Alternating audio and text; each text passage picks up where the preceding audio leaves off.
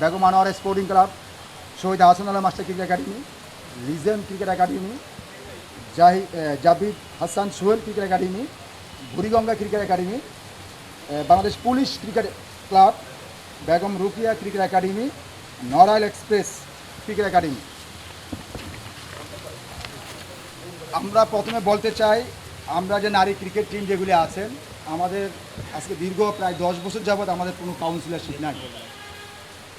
তো আমরা কাউন্সিলরশিপের জন্য প্রথমে আমরা সভাপতির সাথে দেখা করি, সভাপতি আমাদেরকে আশ্বস্ত করে।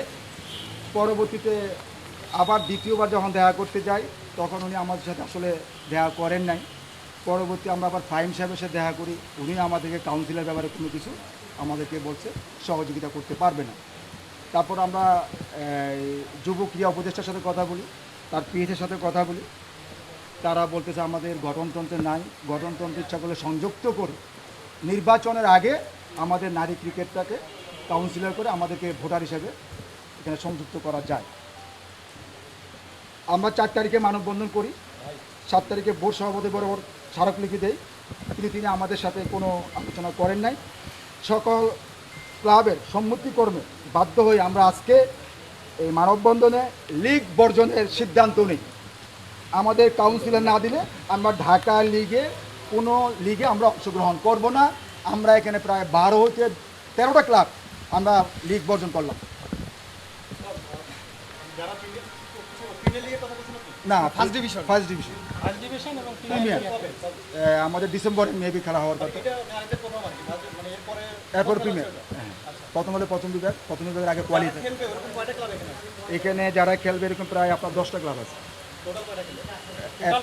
17টা ক্লাব খেলে একমত হয়েছে।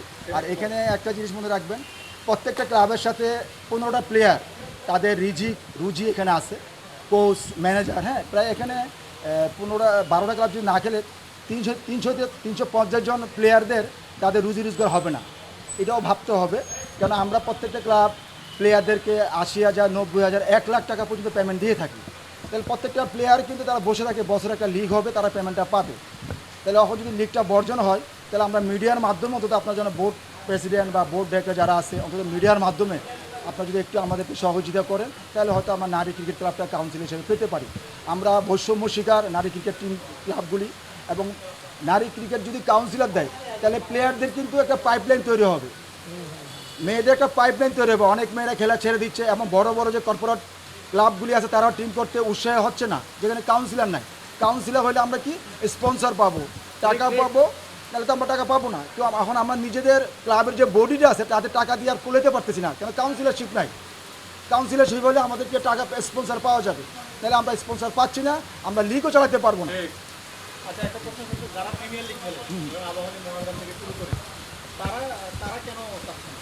আচ্ছা, তারা যেমন চাচ্ছে না, তারা আসলে তাদের একটা ক্লাবের, তাদের যেহেতু ছেলেদের টিমে তাদের কাউন্সিলরশিপ ওখানে আছে, তাহলে একই ক্লাবে 2টা কাউন্সিলরশিপ দিতে পারে না। ক্রিকেট বোর্ডের একটা নিয়ম আছে যে একই ক্লাবের একটা কাউন্সিলর হবে।